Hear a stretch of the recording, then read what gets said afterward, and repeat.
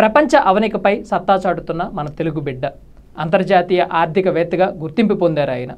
Osmania university నుంచి gold మెడల్తో సాగిన ఆయన ప్రయాణం ప్రపంచ ప్రఖ్యాత వేదికల వరకు సాగుతోంది.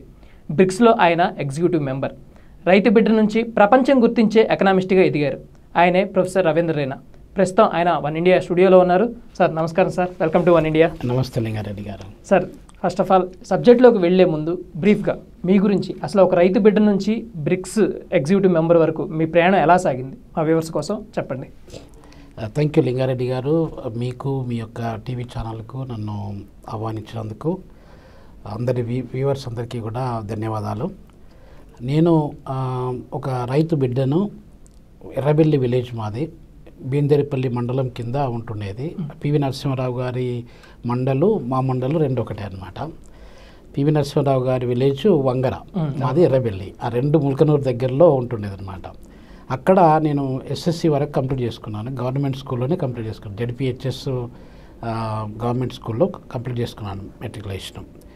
దాని తర్వాత అంతకంటే ముందు మా ఎర్రబెల్లి విలేజ్లోనే 7th గ్రేడ్ వరకు, గ్రేడ్ 1 నుండి గ్రేడ్ 7th వరకు ఎర్రబెల్లి విలేజ్లో అప్పర్ ప్రైమరీ స్కూల్ ఎర్రబెల్లిలో కంప్లీట్ చేసుకున్నాను. ఇప్పుడు ఎర్రబెల్లి హనంకొండ జిల్లా కింద వస్తుంది, వేలేరు మండలం కింద వస్తుంది అనమాట. అంటే కొత్తగా జిల్లాల ఏర్పాటు తర్వాత.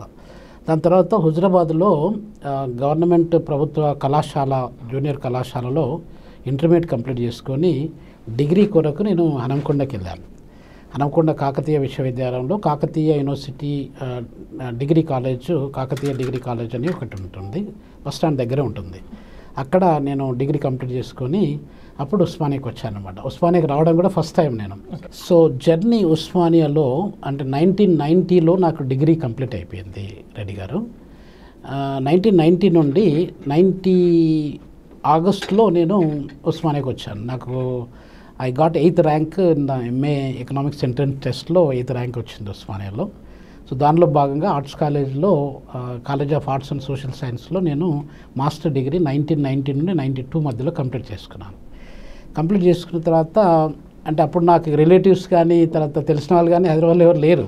ఫస్ట్ టైం నేను రావడం, హైదరాబాద్కి రావడము ఎంట్రన్స్ రాయడానికి, ఉస్మానియా ఎంట్రన్స్ రాయడానికి కొరకు హైదరాబాద్కి వచ్చానమాట. సో దాంట్లో భాగంగా నేను అది మాస్టర్ డిగ్రీ కంప్లీట్ చేశాను. మాస్టర్ డిగ్రీ తర్వాత MPhil, master of philosophy in economics, అదే ఆర్ట్స్ కాలేజ్లో కంప్లీట్ చేశాను. దాని తర్వాత అంటే 1992 నుండి 1994 మధ్యలో ఎంఫిల్ కంప్లీట్ చేసుకున్నాను. తర్వాత అదే టైం లోపల ఎల్ఎల్బి కూడా కంప్లీట్ చేసుకున్నానండి. అంటే 1992 నుండి 1995 మధ్యలో అది కాకతీయ యూనివర్సిటీలోటి అది part time evening law course ఉంటుండేది. నాకు I got 52nd rank in the total AP, ఆంధ్రప్రదేశ్లో 52nd ర్యాంక్ వచ్చింది అప్పుడు 92లో. సో 92-95 మధ్యలో ఎల్ఎల్బి డిగ్రీ కూడా కంప్లీట్ చేసుకున్నాను. Kakatiya university college of Lalo complete చేసుకున్నాను. తర్వాత పిహెచ్డి కంటిన్యూ అయింది. పిహెచ్డి 95 నుండి 97 మధ్యలో పిహెచ్డి ఎకనామిక్స్లోనే కంప్లీట్ చేసుకొని Osmania university gold medal, best PhD gold medal అని ఒకటి ఉంటుందండి. వేమూరి శేషయ్య శాస్త్రి గోల్డ్ మెడల్ అంటారు దాన్ని. ఆ gold medal economics, management, accounting, finance అందరికి కలిపి ఒకరికి ఇస్తారు. So I got that gold medal. దాని తర్వాత 1997లో ఒక అడ్వర్టైజ్మెంట్ వచ్చింది. అసలు నేను ఎక్కడికి వెళ్ళొద్దు అనుకున్నాను. నాకు గవర్నమెంట్ జాబ్ కూడా ఉంటుండేది ఇక్కడ. ఇంకా ఎక్కడికి వెళ్ళొద్దు అనుకున్నవాడిని సడన్గా ఐ చేంజ్డ్ మై పర్స్పెక్టివ్. సరే చూద్దాం ఆఫ్రికాలో ఎలా ఉంటుంది, కొత్త దేశం ఒకటి ఎరిట్రియా అని చెప్పి, ఎరిట్రియా ఇథియోపియాలో ఒక భాగంగా ఉంటుండేది. దాంట్లో అది లిబరేట్ అయిపోయి 1993 May 24th లిబరేట్ అయింది యాక్చువల్గా. అఫీషియల్గా, అన్అఫీషియల్గా 91లో అయింది. సో అక్కడ నేను వెళ్ళడానికి అది చేశాను అనమాట. అక్కడ ఐ గాట్ ఎ పొజిషన్ దేరు. అప్పుడు జీతాలు కూడా ప్రొఫెసర్ జీతం ఇక్కడ 2700-3000 రూపాయలు ఉంటుండే నెలకి. నాకు కమ్సే కమ్ అప్పుడు ఆ టైంలో 25,000 రూపాయల జీతం ఆఫర్ చేస్తే ఇంకా అలా వెళ్ళడం జరిగింది. 2 సంవత్సరాలు గడిచిపోయింది. 2 తర్వాత 4 తర్వాత 6 ఇలా ఇంకా అయిపోయింది. అక్కడే అదే దేశంలో చాలా పుస్తకాలు రాశాను, చాలా ఆర్టికల్స్ రాశాను. అక్కడ ఉన్న టీవీలో, ఎరి టీవీ అంటారు, అక్కడ టీవీలలో కూడా రకరకాల అంశాలపై డిస్కషన్స్ జరుగుతుండేది. I was invited in the open mic, మనకు బీబీసీ హాట్ టాక్ లాగా ఓపెన్ మైక్ అని ఉంటుంది, అక్కడ కూడా చేశాను. అక్కడ ఒక 10 సంవత్సరాల పాటు పనిచేశానండి. ఎరిట్రియా అనేది చిన్న దేశము, మంచి దేశం కూడా. సో అక్కడ పనిచేసిన తర్వాత నాకు Papua New Guinea University of టెక్నాలజీలో హెడ్ ఆఫ్ ది డిపార్ట్మెంట్గా జాబ్ ఆఫర్ వచ్చింది. దానిలో భాగంగా అది ఆస్ట్రేలియాలో భాగంగా ఉంటుందన్నమాట. సో అందులో భాగంగా నేను ఆస్ట్రేలియాకి వెళ్ళడం జరిగింది. అక్కడ హెడ్ ఆఫ్ ద డిపార్ట్మెంట్గా పనిచేసి అక్కడ పాపువా న్యూ గిని ఇన్స్టిట్యూట్ ఆఫ్ టెక్నాలజీలో పనిచేసి అక్కడ నుండి మళ్ళీ the love for Africa pulled me back అనమాట. సో ఆఫ్రికా మీద ప్రేమతోని నేను ఏదైనా చేస్తే ఆఫ్రికా పీపుల్కి సేవ చేయాలి, ఆఫ్రికా ప్రజలకు కానీ ఆఫ్రికా విద్యార్థులకు కానీ సేవ చేయాలనే ఉద్దేశంతో మళ్ళీ Namibia University of Science and Technology Namibia విండుక్లో అక్కడ జాబ్ ఆఫర్ వచ్చింది, గ్రాడ్యుయేట్ స్కూల్ ఆఫ్ బిజినెస్లో అక్కడికి వెళ్ళడం జరిగిందండి. అక్కడ ఒక 3 years పనిచేశాను. 3 years పనిచేసినాక కేప్ టౌన్ ప్రపంచ నగరాలలో అతి సుందరమైన నగరాలలో కేప్ టౌన్ ఒకటి, నంబర్ 8 ర్యాంక్లో వస్తుందన్నమాట. సో కేప్ టౌన్ యూనివర్సిటీలో నాకు జాబ్ ఆఫర్ వచ్చింది ప్రొఫెసర్గా. అప్పుడు కేప్ టౌన్కి వెళ్ళాలని చెప్పి మా పిల్లల చదువు గురించి కూడా 2 పిల్లలు నాకు, బాబు పాప. పిల్లలకు చదువు విండుక్ అంటే నమీబియా క్యాపిటల్ సిటీ విండుక్ అంటే కేప్ టౌన్లో బాగుంటుందనే ఉద్దేశం అదొకటి. తర్వాత మంచి ఆఫర్, మంచి సిటీ అనే ఉద్దేశంతో ఇంకా కేప్ టౌన్కి షిఫ్ట్ కావడం జరిగింది. సౌత్ ఆఫ్రికాకు జర్నీ స్టార్ట్ అయిందనమాట అక్కడ. సో దాంట్లో అక్కడ Cape Town Western Cape University అంటే వెస్టర్న్ కేప్ అనేది ఒక స్టేట్ అనమాట. ఇప్పుడు మనకు తెలంగాణ స్టేట్ ఎట్లనో వెస్టర్న్ కేప్ అనేది ఒక రాష్ట్రం అనమాట అక్కడ నేను యూనివర్సిటీ ఆఫ్ ద వెస్టర్న్ కేప్లో హెడ్ ఆఫ్ ద డిపార్ట్మెంట్గా తర్వాత ప్రొఫెసర్గా పనిచేశాను. పనిచేసిన తర్వాత అక్కడ నుండి మళ్ళీ North West University graduate school of బిజినెస్లో అక్కడ ప్రొఫెసర్గా పనిచేశాను. అక్కడ the head of the internationalization project leader కూడా పనిచేశాను. దానిలో భాగంగా చాలా కంట్రీస్ కూడా తిరగడం జరిగింది. అంటే ఇంటర్నేషనల్ హెడ్ కాబట్టి వేరే వేరే కంట్రీస్కి మనం పోవడానికి ఆస్కారాలు ఎక్కువ ఉంటుండేది, అవకాశాలు ఎక్కువ ఉంటుండేది. దాంట్లో భాగంగా ఇప్పటి వరకు ఒక 50 దేశాల పైగా విజిట్ చేయడం జరిగింది. అంటే మీటింగ్స్ పరంగా కానీ కాన్ఫరెన్స్ పరంగా కానీ అలా. సో దాంట్లో అక్కడ పనిచేసి ఇప్పుడు ప్రస్తుతం దర్బన్ యూనివర్సిటీ ఆఫ్ టెక్నాలజీ దర్బన్లో ప్రొఫెసర్గా పనిచేస్తున్నాను. సార్ 2022 and 2023లో వరుసగా గోల్డ్ మెడలిస్ట్ డర్బన్ యూనివర్సిటీ నుంచి ఎలా ఫీల్ అవుతున్నారు? I feel happy. అది ఎప్పుడైనా మన యొక్క ఎఫర్ట్కి ఒక రికగ్నిషన్ వచ్చిందంటే I feel happy. I was working very hard. దాంట్లో నేను మొత్తం నా లైఫ్లో ఎక్కువ శాతము research, publications, mentoring of students, PhD వాళ్ళకి, మాస్టర్ డిగ్రీ వాళ్ళకు సూపర్వైజ్ చేయడము, గైడ్ చేయడం ఇట్లాంటివన్నీ చేసుకుంటూ వచ్చాను. దానిలో భాగంగా ఒక 60 స్టూడెంట్స్ పైగా పిహెచ్డి మాస్టర్స్ నా కింద వాళ్ళు కంప్లీట్ చేశారు. అదే కాకుండా ఒక 200 ఆర్టికల్లు సైంటిఫిక్ జర్నల్స్లో అక్రాస్ ద గ్లోబ్, అది ఆఫ్రికన్ జర్నల్స్ కావచ్చు, యూరోపియన్ జర్నల్స్ కావచ్చు, అమెరికన్ జర్నల్స్ కావచ్చు, అక్కడ నా ఆర్టికల్స్ పబ్లిష్ అయ్యాయి. దానిలో స్కోపస్ అని చెప్పి ఒకటి ఉంటుంది, Scopus web of science, Clarivate analytics అని, అవి చాలా టాప్ రేటెడ్ జర్నల్స్. దాంట్లో అది పబ్లిష్ చేశాం అన్నమాట. సో దాంట్లో భాగంగా ఎక్కువ ఎవరైతే పబ్లిష్ చేస్తున్నారో, ఎక్కువ అవుట్పుట్ ఎవరి దగ్గర అయితే ఉంటుందో వాళ్ళను రికగ్నైజ్ చేసి గోల్డ్ మెడల్స్ అనేది ఇస్తారనమాట. సో దర్బన్ యూనివర్సిటీ వాళ్ళు కూడా ఆ రకంగా నాకు గోల్డ్ మెడల్స్ ఇవ్వడం జరిగింది. అది డెఫినెట్గా ఒక హ్యాపీ మూమెంట్. అది సార్ డెకేడ్స్ పాటు సౌత్ ఆఫ్రికాలో ఉన్నారు. అసలు సౌత్ ఆఫ్రికా ఇండియా రిలేషన్స్ ఎలా ఉంటాయి? ఒక తెలుగు వ్యక్తి అక్కడికి వెళ్ళినప్పుడు ఎలా జీవనం సాగించగలరు, ఎలా సస్టైన్ అవ్వగలరు? సౌత్ ఆఫ్రికాకు మన భారతదేశానికి చాలా సన్నిహిత సంబంధాలు ఉన్నాయండి. ముందు నుండి కూడా దాదాపు ఒక 100 సంవత్సరాల కింద అప్పుడు అపార్థైడ్ టైంలో తీసుకున్నా కూడా, ఇప్పుడు మనకు నెహ్రూ టైంలో కానీ తర్వాత వచ్చినటువంటి గవర్నమెంట్స్లో, ఇప్పుడున్న మోడీజీ టైంలో కూడా, మోడీజీ కూడా 2016లో ఆయన పవర్లోకి వచ్చిన దాదాపు 1.5 years తర్వాత అక్కడ రావడం జరిగింది. మన మహాత్మా గాంధీ ఇప్పుడు నేను పనిచేసే ఏరియాలోనే 20 years అక్కడ ఉన్నాడు అనమాట. సో అది ఆ సన్నిహిత సంబంధం. అంటే ఇప్పుడు మహాత్మా గాంధీని చెంప మీద కొట్టి ట్రైన్ దింపేయడం అదంతా పీటర్ మ్యారిజ్బర్గ్లో జరిగింది. అక్కడికి వెళ్ళాను నేను. మోడీజీ గారు కూడా అక్కడికి వచ్చారు. అయితే అక్కడ ఏ రూమ్లోనైతే గాంధీ గారు అక్కడ దింపిన తర్వాత, ట్రైన్ దింపిన తర్వాత అక్కడ దింపేసి, అది చలికాలం అప్పుడు, ఆ వెయిటింగ్ రూమ్లో ఎక్కడైతే కూర్చున్నాడో మళ్ళీ ట్రైన్ లేదు ఇంకా ఆ టైంలో. ఇట్ హ్యాపెండ్ 1896, 130 సంవత్సరాల కింద జరిగినటువంటి సంఘటన. సో దాంట్లో ఆ మోడీ గారు వచ్చినప్పుడు మనకున్నటువంటి రిలేషన్స్ వల్ల, సౌత్ ఆఫ్రికన్ గవర్నమెంట్కు మనకున్నటువంటి రిలేషన్స్ వల్ల ఆ యొక్క వెయిటింగ్ రూమ్ను ఇప్పుడు అది మ్యూజియంగా మార్చారనమాట. అదొక పాజిటివ్ డెవలప్మెంట్. అలానే కాకుండా Nelson Mandela, father of south Africa, Nelson Mandela was born in 1918 జూలైలోనే, ఈ మంత్లోనే పుట్టారు. అసలు యాక్చువల్గా మండేలా మంత్ అని చెప్పి అంటారు దీన్ని. అయితే ఆయన పుట్టినప్పటి నుండి ఈజ్ రెవల్యూషనరీ లీడరు. తర్వాత చాలా పీస్ అండ్ ట్రాంక్విలిటీ అట్లాంటి వాటి మీద బాగా స్టడీ చేసి గాంధీజీని ఆదర్శంగా తీసుకొని అట్లాంటి నాన్ వైలెన్స్ దారిలో మనము సౌత్ ఆఫ్రికాకు ఒక స్వతంత్రాన్ని తీసుకురావాలనే ఉద్దేశంతో గాంధీని నమ్ముకొని, గాంధీ యొక్క మార్గాన్ని నమ్ముకొని ఆయన కష్టపడి స్వతంత్రం తీసుకొచ్చారు. 28 years ఆయన జైల్లో ఉన్నాడు. అసలు యాక్చువల్గా రాబిన్ ఐలాండ్ జైల్ అని, నేను అక్కడికి వెళ్ళాను కూడా, కేప్ టౌన్ దగ్గరలో ఉంటుంది. 28 years జైల్లో ఉన్నాడు. అంటే ఆ యొక్క రిలేషన్షిప్ మనకు నెల్సన్ మండేలా 1994, అసలు సౌత్ ఆఫ్రికా చాలా పాత దేశమే, కాకపోతే ఇండిపెండెన్స్ మాత్రము అపార్థైడ్ రెజిమ్, అపార్థైడ్ అంటే జాతి విచక్షణ అని చెప్పి అంటారు కదా, తెల్ల వాళ్ళ పరిపాలనలో వాళ్ళ దగ్గర నుండి స్వతంత్రం అనేది మనకు 27th April 1994లో స్వతంత్రం వచ్చిందండి. సో స్వతంత్రం వచ్చినప్పుడు ఈ మన నెల్సన్ మండేలా గారు జైలు నుండి వచ్చేసి అప్పుడు ప్రెసిడెంట్ అయ్యాడనమాట. అప్పుడు అంటే మనకు నెల్సన్ మండేలా ప్రెసిడెంట్ కాకముందుకు, అయిన తర్వాత ఇప్పుడు ఉన్నటువంటి సక్సెసివ్ గవర్నమెంట్స్ అంటే జేకబ్ జుమా గవర్నమెంట్లో కావచ్చు, లేకపోతే మనకు సిరిల్ రామపోసా కరెంట్ ప్రెసిడెంట్లో కావచ్చు, మనకు ఉన్నటువంటి సంబంధాలు ఎప్పుడు కూడా చాలా గ్రీన్గా, చాలా ప్రేమ, ఆప్యాయత, మంచి స్ట్రాంగ్ రిలేషన్షిప్ అనేది వండుకుంటూ వచ్చిందన్నమాట. సో ఆ రకంగా చూసినట్టయితే మనకు ట్రేడ్లో, ఇంటర్నేషనల్ ట్రేడ్, మీరు అడిగిన ప్రశ్నకి ఇంటర్నేషనల్ ట్రేడ్లో మన యొక్క దేశము ఇప్పుడు సౌత్ ఆఫ్రికా అనేది ఆఫ్రికాలో 54 దేశాలు ఉన్నాయండి. 54 దేశాలలో మనకు సౌత్ ఆఫ్రికా ఒక దేశం. చాలామందికి సౌత్ ఆఫ్రికా అంటేనే ఒక కాంటినెంట్ అని చెప్పి అనుకుంటూ ఉంటారు.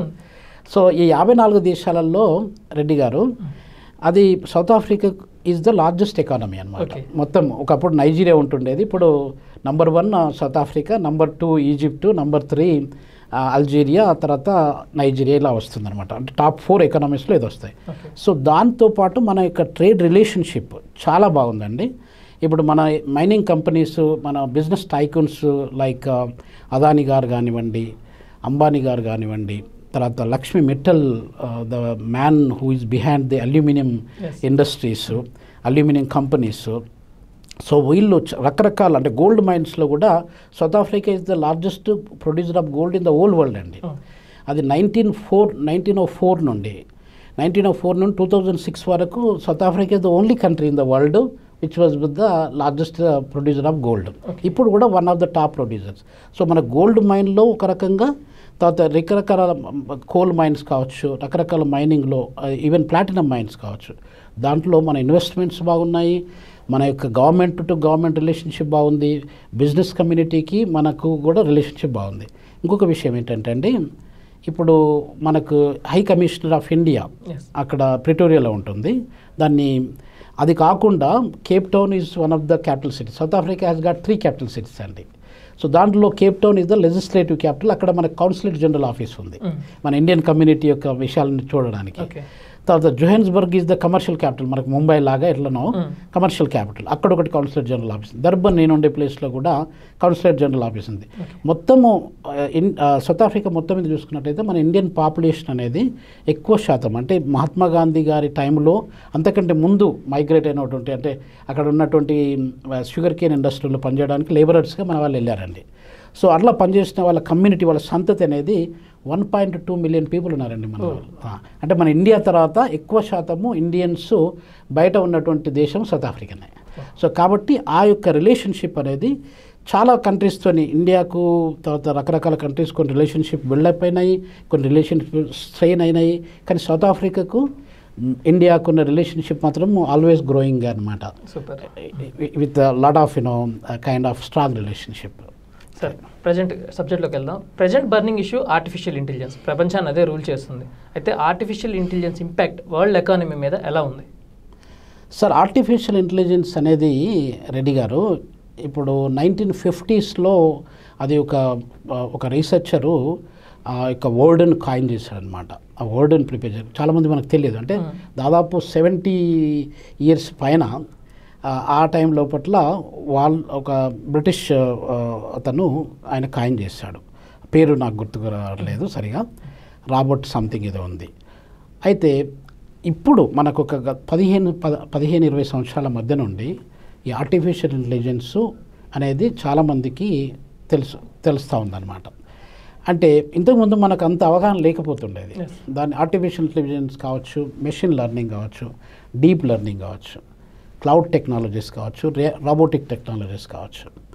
ఇట్లా మనకు ప్రతి ఒక్కటి కూడా directly or indirectly is connected with artificial intelligence. ఈ ఆర్టిఫిషియల్ ఇంటెలిజెన్స్ వల్ల పర్టికులర్గా 5 సంవత్సరాల నుండి మనకేం జరుగుతుందంటే, ఇప్పుడు 4th ఇండస్ట్రియల్ రెవల్యూషన్ అంటున్నాం, 5th ఇండస్ట్రియల్ రెవల్యూషన్ అంటున్నాం. ఈ ఇండస్ట్రియల్ రెవల్యూషన్స్ అనేది మనకు ఫస్ట్ ఇండస్ట్రియల్ రెవల్యూషన్ ఒకటి జరిగింది, దానివల్ల రెవల్యూషనరీ చేంజెస్ అనేది జరుపుకుంటూ వచ్చింది. అది మనకు అరౌండ్ 1760 నుండి 1840 మధ్యలో మనకు ఫస్ట్ ఇండస్ట్రియల్ రెవల్యూషన్ జరిగింది. అప్పుడు స్టీమ్ ఇంజన్స్ కనుక్కున్నారు, దానివల్ల మనకు పవర్ లూమ్స్ అనేది కూడా వచ్చాయి.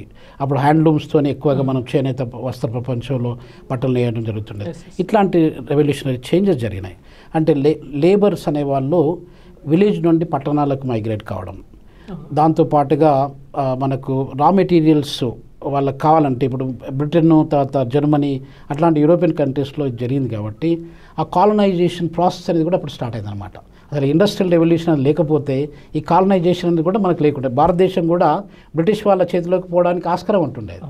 సో ఇది జరిగిందండి, అది ఫస్ట్ ఇండస్ట్రియల్ రెవల్యూషన్. నేను అంటే ఎక్కువ డీటెయిల్స్కి పోదలుచుకోలేదు, ఎందుకంటే it will take lot of time. తర్వాత రెండోది ఏంటంటే మనకు ఎలక్ట్రిసిటీ రెవల్యూషన్ అనేది వచ్చింది దాదాపు 1870 నుండి 1920 మధ్యలో. ఇప్పుడు మనకు మైసూర్ కానీ, తర్వాత బెంగళూరు కానీ, ఇట్లాంటి బెంగళూరు సిటీలో 1905లో ఫస్ట్ టైం ఎలక్ట్రిసిటీ వచ్చిందండి. అంటే the cities of Bengaluru was illuminated అనమాట.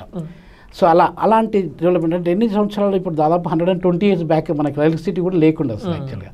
సో అట్లాంటి రెవల్యూషన్ జరిగింది. దానివల్ల కూడా ఈ ప్రొడక్షన్స్, లార్జ్ స్కేల్ ప్రొడక్షను, అది మొత్తం పెద్ద మొత్తంలో ప్రొడ్యూస్ చేయడము, వాటికి మార్కెట్స్కు అది కస్టమర్స్ని వెతుక్కోవడం, ఇవన్నీ జరుపుకుంటూ వచ్చాయన్నమాట. థర్డ్ ఇండస్ట్రియల్ రెవల్యూషన్ అనేది 1960sలో ఐసీటీ రెవల్యూషన్ అంటారండి దాన్ని. ఐసీటీ ఇన్ఫర్మేషన్ కమ్యూనికేషన్ టెక్నాలజీ, ఇప్పుడు అంతా మనకు కంప్యూటర్స్ అది అంటాం కదా, ఆ రెవల్యూషన్ వచ్చింది. ఇప్పుడు డిజిటల్ రెవల్యూషన్ అంటున్నాం మనం. ఈ డిజిటల్ రెవల్యూషన్ అనేది మనకు దాదాపు 2000 అరౌండ్ 25 years నుండి ఎక్కువగా కనిపిస్తూ ఉంటుంది. ఈ రెవల్యూషన్లో మనకు ఎనర్జీ పరంగా కానివ్వండి, న్యూక్లియర్ పరంగా కానివ్వండి, ఇంటర్నెట్ పరంగా కానివ్వండి, ఇంటర్నెట్ ఆఫ్ థింగ్స్ అని అంటున్నాం మనం. సో ఇట్లా రెవల్యూషన్స్ వచ్చాయి. ఇవన్నీ కూడా ఏఐ, ఆర్టిఫిషియల్ ఇంటెలిజెన్స్. అంటే అది న్యాచురల్ ఇంటెలిజెన్స్ కాదు, మీకున్న ఇంటెలిజెన్స్ మాకున్న ఇంటెలిజెన్స్ కాదు. That's why we are calling it is artificial intelligence. Artificial intelligence ఎవరు డెవలప్ చేశారు? మనుషులే డెవలప్ చేశారు. అయితే ఇంకొక విషయం నేను చెప్పదలుచుకున్నాను అండి. అదేంటంటే హ్యూమన్ బ్రెయిన్ అనేది మనం ఇప్పుడు కిలోబైట్స్ అని చెప్తాం. ఏదన్నా ఫైల్ యొక్క సైజుని చెప్పడానికి కిలోబైట్స్ అంటాం, చిన్న ఫైల్ అది. తర్వాత మెగాబైట్స్ అంటాం, దాని తర్వాత గిగాబైట్స్ అంటాము, తర్వాత టెరాబైట్స్ అని అంటాం. ఇప్పటి వరకు మనం ఎక్కువ శాతము ఏదన్నా హార్డ్ డిస్క్ తీసుకున్నా కూడా టెరాబైట్స్, ఎక్స్టర్నల్ డ్రైవ్ తీసుకున్నా కూడా టెరాబైట్స్లోనో గిగాబైట్స్లోనో ఉంటుంది అది. అయితే పెటాబైట్స్ అని చెప్పి మనకు చాలామంది తెలియదు. ఈ పెటాబైట్ అంటే మన human brain capacity, memory power ఎంత ఉంటుందంటే మన వాళ్ళకి చాలామంది తెలియదు. 2.5 petabytes ఆఫ్ మెమరీ పవర్ ఉంటుందండి.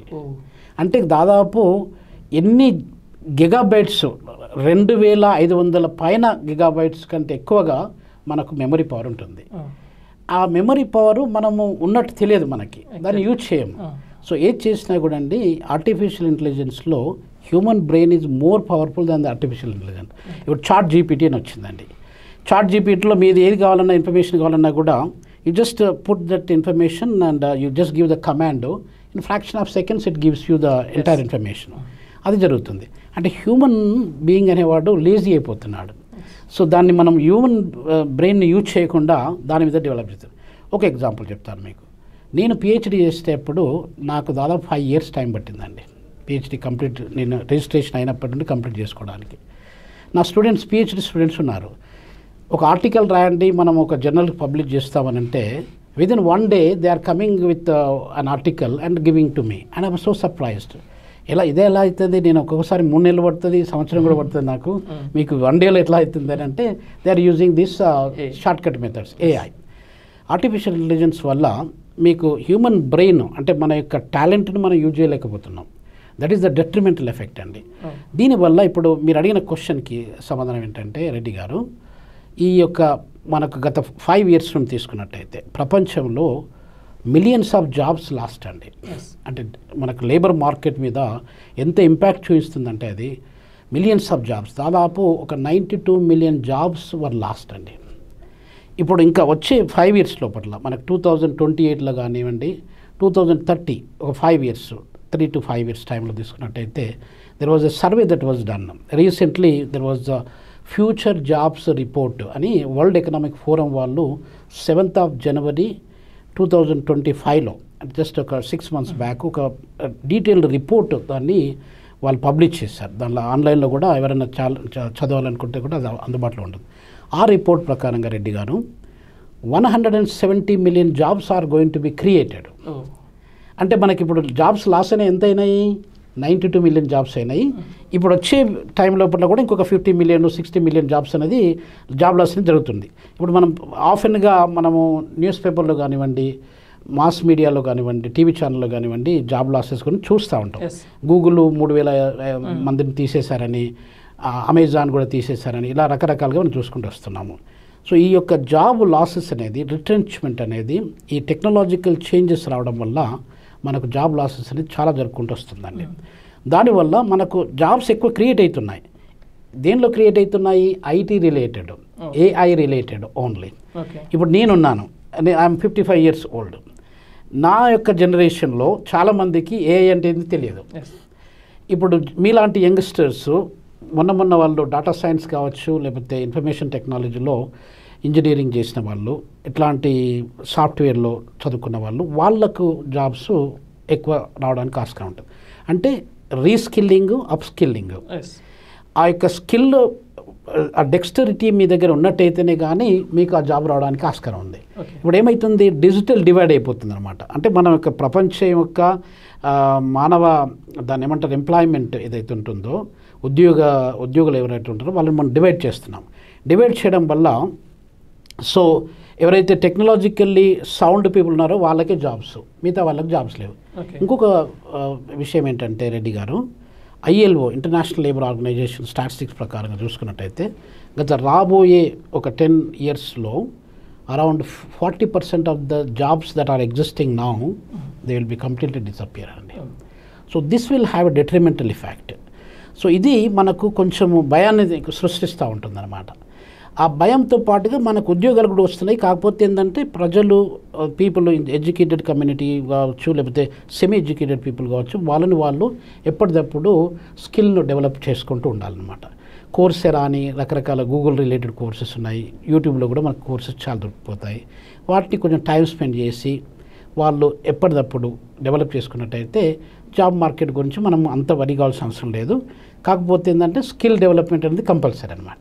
Okay sir, right now India is developing country. మీరు చెప్పారు, నేను చెప్తున్నాను, రేపొద్దున మా అబ్బాయి చెప్తాడేమో తెలియదు కానీ, బట్ ఇలాంటి సిచ్యువేషన్లో ఇండియా లాంటి పాపులేషన్ ఎక్కువగా ఉన్న కంట్రీస్లో MSMEల పార్ట్ అనేది చాలా క్రూషియల్.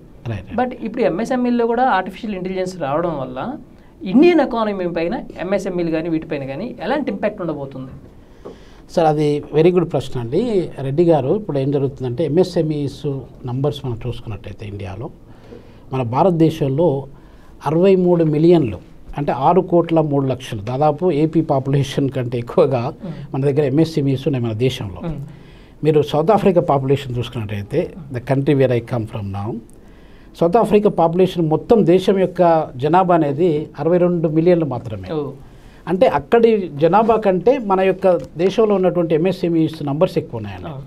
అయితే ఇప్పుడు ఈ ఆర్టిఫిషియల్ ఇంటెలిజెన్స్ ఏదైతే ఉందో ప్రతి ఒక్క, అంటే small scale, medium scale, micro ఎంటర్ప్రైజెస్లో అవి ఎంటర్ అయిపోయి ప్రతి ఒక్కటి మనకు మొబైల్ టెక్నాలజీస్ వచ్చాయి, ఫిన్ టెక్నాలజీస్ వచ్చాయి. ఇలాంటి టెక్నాలజీస్ వచ్చినప్పుడు ప్రతి ఒక్కటి మెషిన్ మేడ్ ఎక్కువైపోతుంది మ్యాన్ మేడ్ కంటే. ఇప్పుడు మీరు ఆటోమేషన్ అంటే ఆటోమేటిక్గా అది ప్రొడ్యూస్ చేస్తూ ఉంటుంది.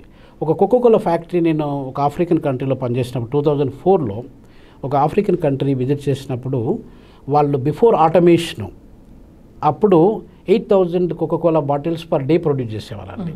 తర్వాత ఆటోమేషన్ తర్వాత everything is machine is trying to do. అప్పుడు దాదాపు 32,000, అంటే 4 times ఎక్కువగా కోకోకోలా బాటిల్స్ ప్రొడ్యూస్ అవుతాయి పర్ డే. సో ఇట్లాంటివన్నీ జరుగుతున్నాయి. అది MSMEలో కూడా జరుగుతుందన్నమాట. అలా జరిగినప్పుడు ఏమవుతుందంటే రెడ్డి గారు, మనకు ఎంప్లాయ్మెంట్ అనేది అక్కడ కూడా MSME దాంట్లో కూడా, MSME అనేది back bone of our Indian economy. మనకు ఎక్స్పోర్ట్ రెవెన్యూలో చూసుకున్నట్టయితే కూడా around 40% of the export revenue we get through the MSMEs and hand crafts కావచ్చు, ఇలాంటివైనా కావచ్చు.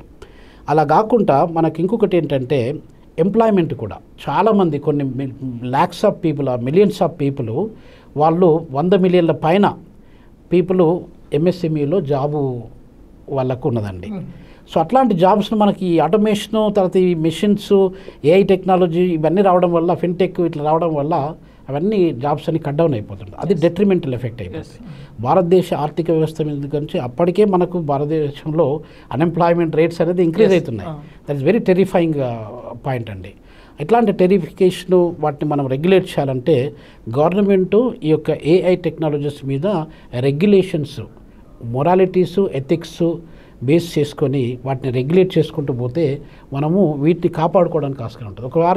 ఒకవేళ మనకు ఈ యొక్క ఎంఎస్ఎంఈసి మీద మనము కాన్సన్ట్రేట్ చేయకుండా అది ఏఐని విచ్చలవిడిగా వదిలేసినట్టయితే ఒక భూతంలాగా తయారైపోయి మనకు ఉన్న జాబ్ మార్కెట్ అన్ని దెబ్బతీసే ఆస్కారం ఉంటుంది.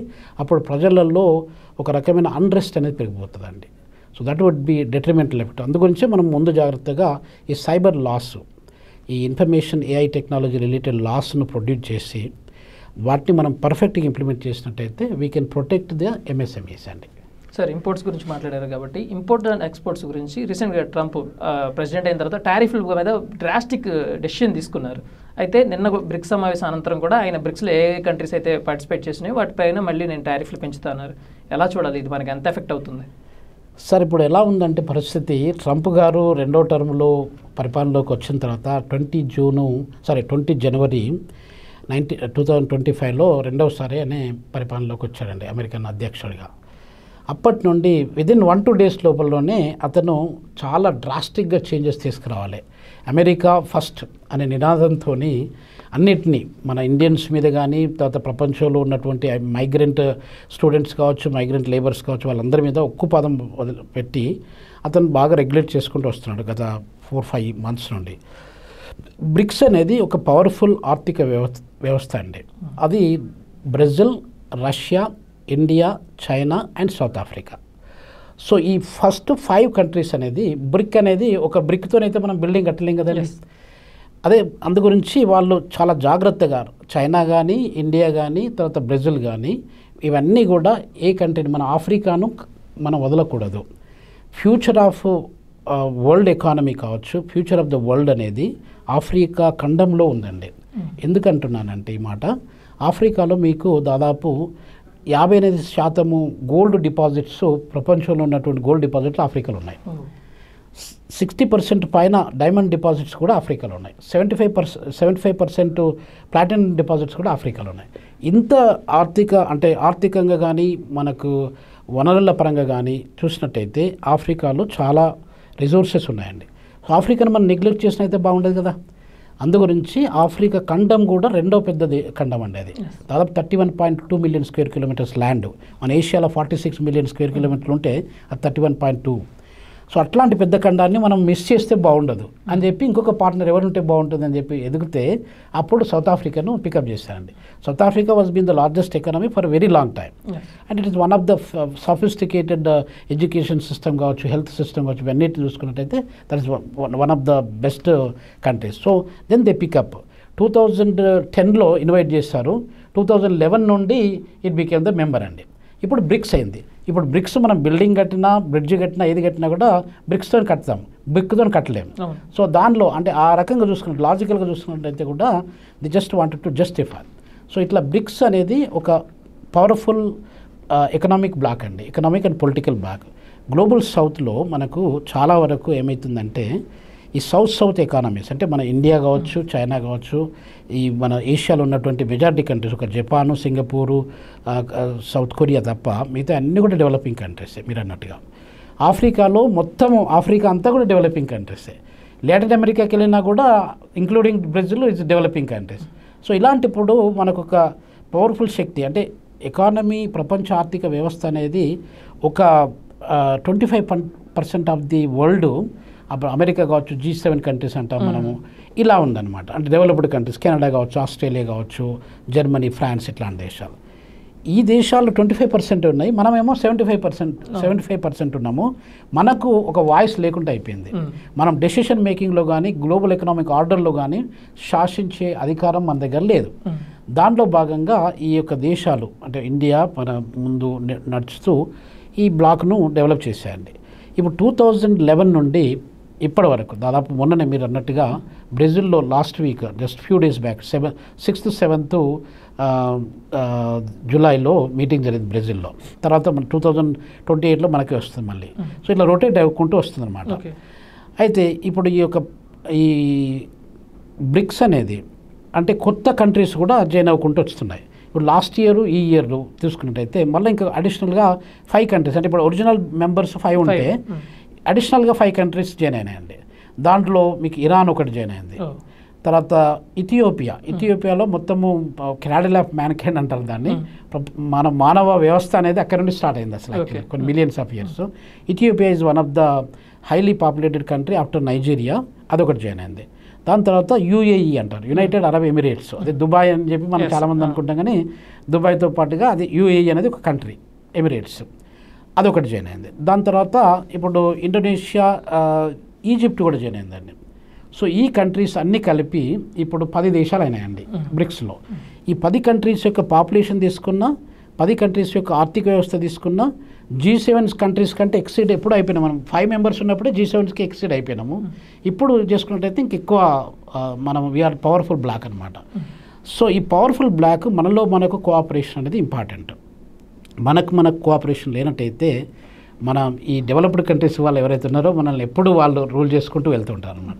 సో దాంట్లో భాగంగా పారాడైమ్ షిఫ్ట్ అంటే ఈ ఆర్థిక వ్యవస్థ గ్లోబల్ ఎకనామిక్ ఆర్డర్ అనేది it should be shifted and the developing countries, global south countries they should take the lead అన్న ఉద్దేశంతో దీన్ని ఏర్పాటు చేశారు. ఇప్పటివరకు బాగానే జరుపుకుంటూ వస్తుంది.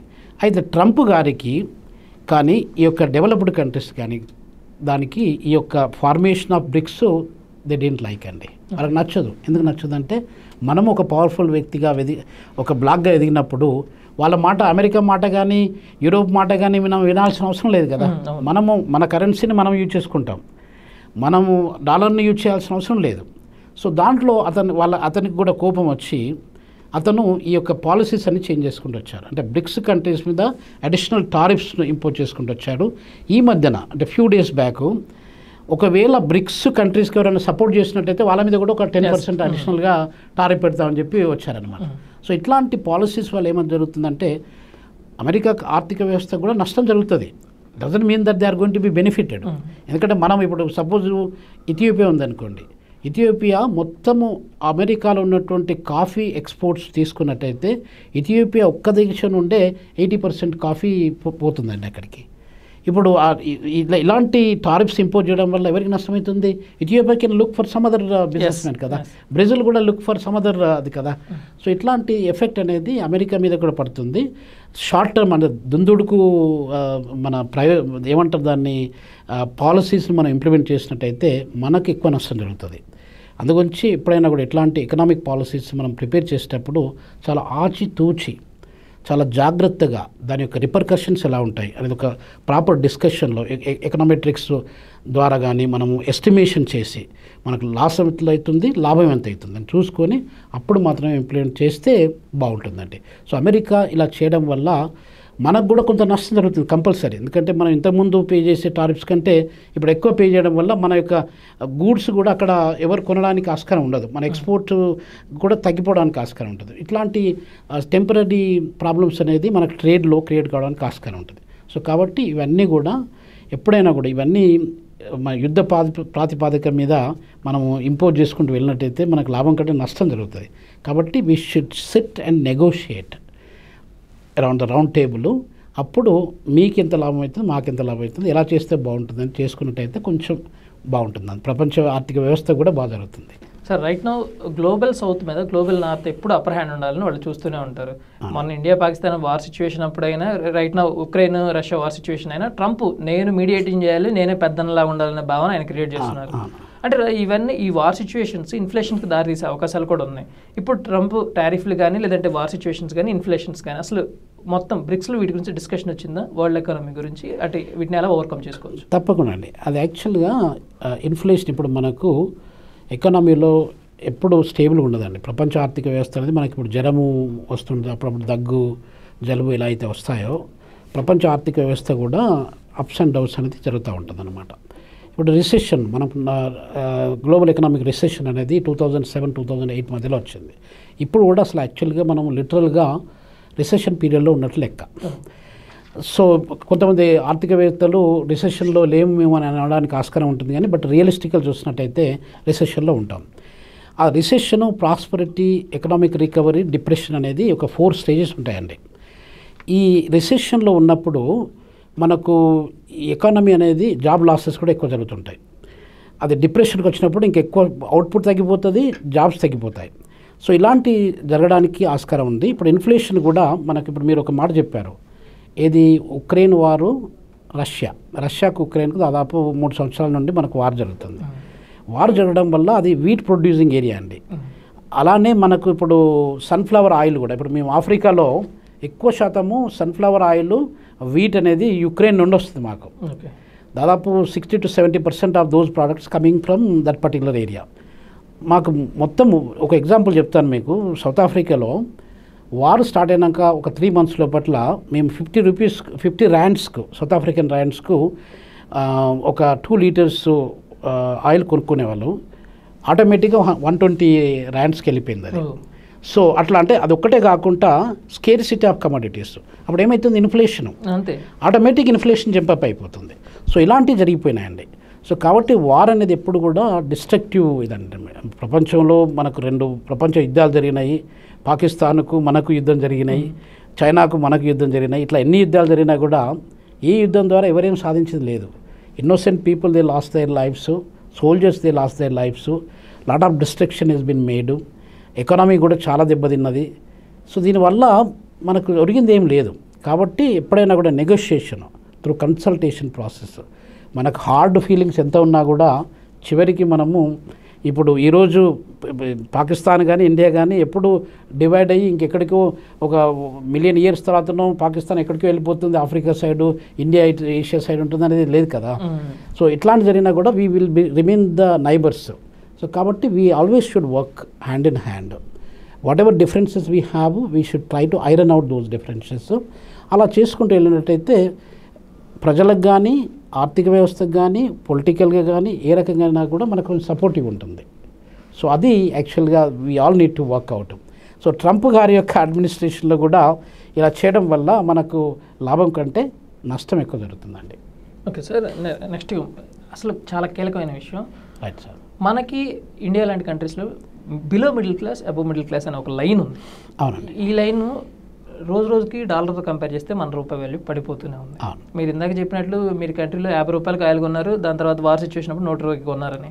అలాంటి సిచ్యువేషన్ మనకు వస్తున్న తరుణంలో ఈ బ్రిక్స్ సదస్సు వల్ల మన ఎకానమీని డెవలప్ చేసుకోవడానికి బ్రిక్స్ ఒక సాధారణ మధ్యతరగతి వ్యక్తికి ఎలా ఉపయోగపడుతుంది? సార్, బ్రిక్స్ అనేది అది యాక్చువల్గా అందరికీ సంబంధించినటువంటి విషయము. కాకపోతే ఏమవుతుందంటే ఆర్థిక వ్యవస్థలో ఇప్పుడు మీరు డాలరును రూపీ ఎక్స్చేంజ్ రేట్ చెప్పారు. నేను ఫస్ట్ టైం 1997లో బయటికి వెళ్ళినప్పుడు, ఇండియా నుండి బయటికి వెళ్ళినప్పుడు డాలర్ రేటు 34 రూపీస్ ఉంటుండేది. అంటే $1కు 34 రూపీస్ విలువ ఉంటుండేది. ఇప్పుడు అది అంటే నేను బయటికి వెళ్ళి 29 సంవత్సరాలు దాటింది. 29 సంవత్సరాల్లో ఇప్పుడు 86 వరకు వచ్చేసింది.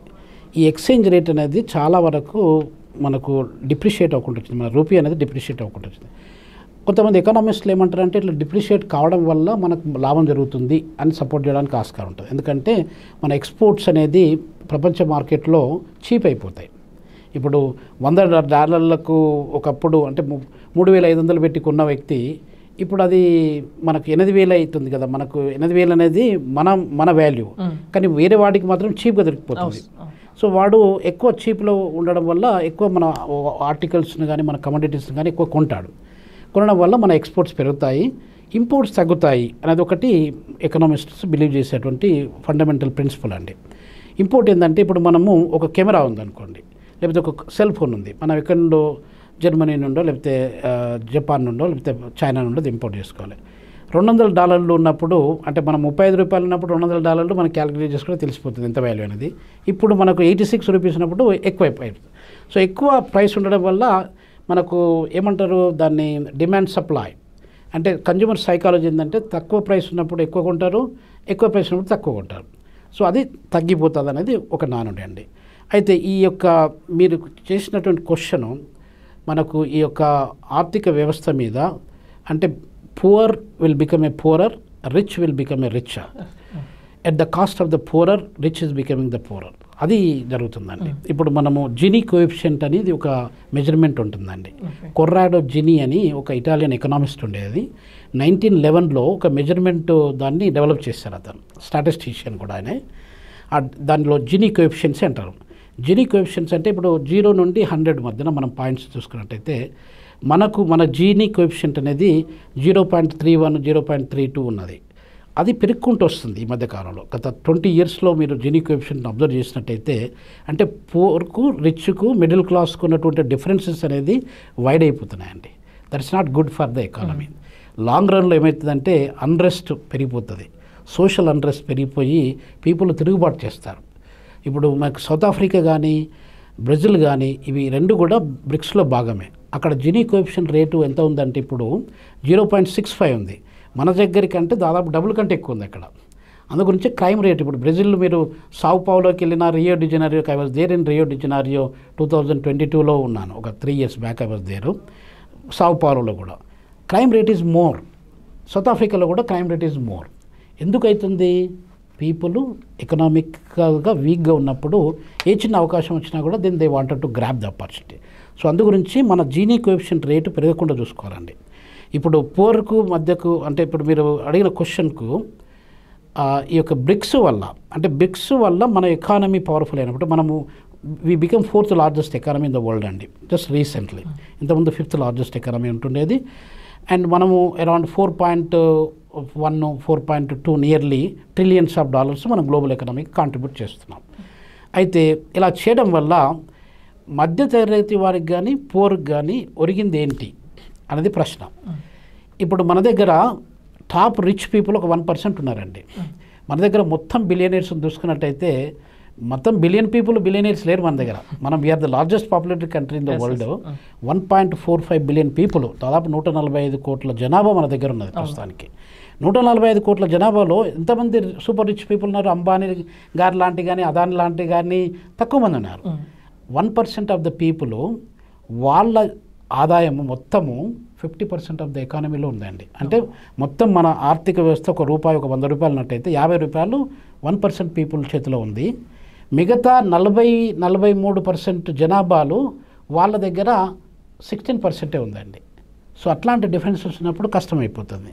అంటే మధ్యతరగతి వాళ్ళ చేతిలో మధ్యతరగతి వాళ్ళు ఏదో ఉన్నామంటే ఉన్నాము, పోతున్నామంటే పోతున్నాం అనేది తప్ప ఈ యొక్క ఆర్థిక వ్యవస్థలో జరిగినటువంటి రాడికల్ డెవలప్మెంట్స్ ఏదైతే ఉన్నాయో ఆ రాడికల్ డెవలప్మెంట్ కామన్ మ్యాన్కు ఒక ఫ్రూట్, ఆ పీస్ ఆఫ్ కేక్ వచ్చినప్పుడు అప్పుడు ఎకానమీ అనేది కొంచెం స్టెబిలైజ్ అయిపోతుంది. లేకపోతే ఎకనామిక్ డిఫరెన్సెస్ అనేది, డిస్పారిటీస్ అనేది చాలా విపరీతంగా పెరిగిపోయి అది మనకు చెడు జరగడానికి ఛాన్సెస్ ఎక్కువ ఉన్నాయండి. సార్, ఒక కామన్ క్వశ్చన్, మీరు ఒక తెలుగు వ్యక్తి, అందులో ఇండియా నుంచి వచ్చారు, మీరు ఉంటుందేమో సౌత్ ఆఫ్రికాలో ఉంటున్నారు. వరల్డ్లో ఉన్న బిగ్గెస్ట్ వేదిక మీద నుంచి చూస్తే ఇండియాని కానీ సౌత్ ఆఫ్రికా కానీ పూర్ కంట్రీస్ లాగా మన దగ్గర ఇక్కడ లేబర్ ఎక్కువ ఉన్నట్లు, లేదంటే మనం అసలు నిజంగా వేసుకోవడానికి సొక్కా కూడా లేని వ్యక్తులుగా చూపించిన సందర్భాలు చాలా ఉంటాయి. ఇవన్నీ ఎప్పుడైనా మీకు అలాంటి మీ జర్నీలో ఎదురుపడ్డాయా? ఎప్పుడైనా బాధ కలిగించినాయా? తప్పకుండా అండి. ఇప్పుడు వెస్ట్ అనే వాళ్ళు ఎలా చూస్తారంటే భారతదేశము ఒక పవర్ఫుల్ ఆర్థిక వ్యవస్థ అండి. అసలు ప్రపంచంలో అత్యధిక పవర్ఫుల్ ఆర్థిక వ్యవస్థ అంటే మనదే. ఇప్పుడు అమెరికా ఎప్పుడు రిచ్ అయిందండి? 1871లో. 1871 నుండి 2025 ఈ రోజు వరకు కూడా అమెరికా అనేది ప్రపంచంలో అగ్రగామి పవర్ఫుల్ ఆర్థిక వ్యవస్థగా నిలుచుకుంటూ వచ్చింది దాదాపు 153 ఇయర్స్ పాటుగా. దానికంటే ముందు పవర్ఫుల్ ఎకానమీ ఎవరిది ప్రపంచంలో అంటే భారతదేశానికి. చాలామందికి తెలియదు ఈ విషయం. భారతదేశం అనేది ఒకప్పుడు 40%, అంటే మన మొత్తము ₹100 మన ప్రపంచంలో ఉన్నటువంటి ఆర్థిక శక్తిలో ఆర్థిక ఆదాయం అనేది ₹100 ఉన్నట్టయితే ₹40 మన ఇండియా నుండి వస్తుండేది. 40 రూపాయలు పోయి 27 రూపీస్ తగ్గిపోయింది, 27 రూపీస్ పోయి 25 రూపీస్ తగ్గింది, 25 పోయి 16 తగ్గింది. ఇప్పుడు మనం 4% మనము కాంట్రిబ్యూట్ చేస్తున్నాము. అమెరికా 30% చేస్తున్నది, చైనా దాదాపు 19% చేస్తుంది. సో ఇవన్నీ జరుపుకుంటూ వచ్చినాయి. అప్పుడు ఈ మనము ఎప్పుడైతే 25% కాంట్రిబ్యూట్ చేస్తున్నామో ప్రపంచ ఆర్థిక వ్యవస్థకి, అమెరికా 2%, 3% కాంట్రిబ్యూట్ చేస్తుండేది. బ్రిటన్ కూడా, మన కలోనియల్ మాస్టర్ బ్రిటన్ అన్నారు కదా, బ్రిటన్ కూడా దాదాపు 2.5% చేస్తుంది. అమెరికాను బ్రిటన్ రెండు కలిపి 4% కూడా చేయకపోయేది. అటువంటి పరిస్థితి ఇప్పుడు అమెరికా అనేది అగ్రగామిగా ఎదుర్కొంటూ వచ్చింది. మనము 40% 4% తగ్గుకుంటూ వచ్చినాం.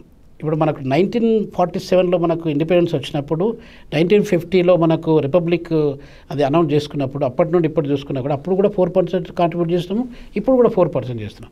కాకపోతే డిఫరెన్స్ ఏంటంటే అప్పుడు మనం టాప్ 10 ఎకనామిక్స్లో కూడా లేము, ఇప్పుడు మనం టాప్ 4 ఎకనామిక్స్లో ఉన్నాం.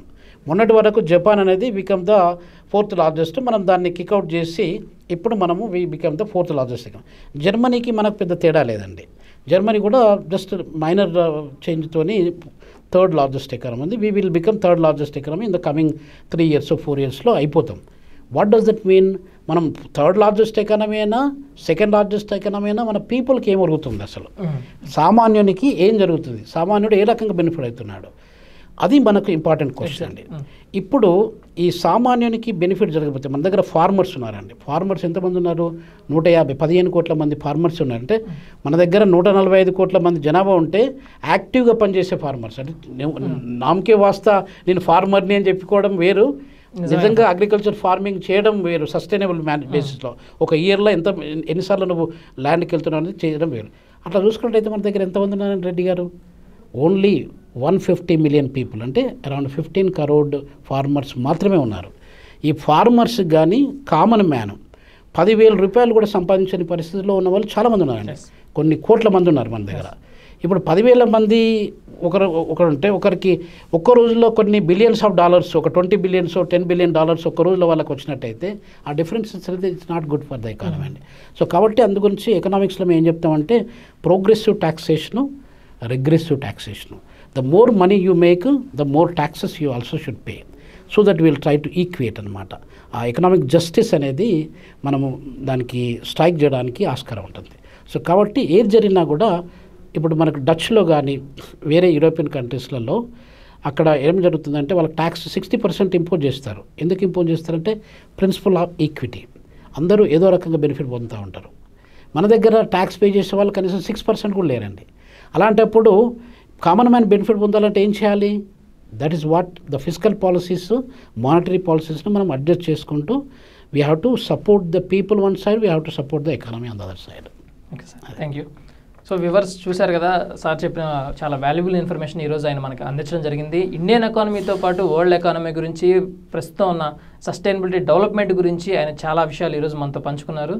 సో ప్రొఫెసర్ రవీంద్ర గారు చెప్పిన విలువైన సలహాలు, సూచనల్లో మీ అభిప్రాయాన్ని, మీకేమైనా మిగిలిన క్వశ్చన్లు ఉంటే వాటిని కామెంట్ రూపంలో తెలియచేయండి.